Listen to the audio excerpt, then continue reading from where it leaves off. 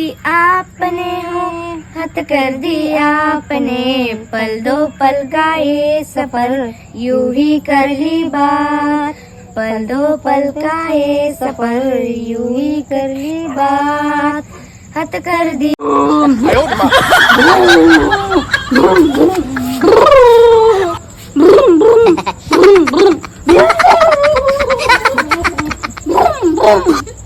आई ते पागल गाडी नेऊ राहिली ते.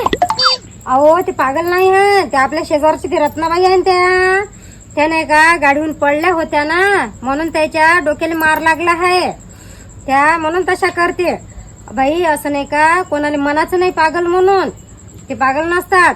त्यांनी असं पागल म्हणलं ना मग ते चिडतात, चिडल्या की मग आपल्याला काही फेकून मारतात.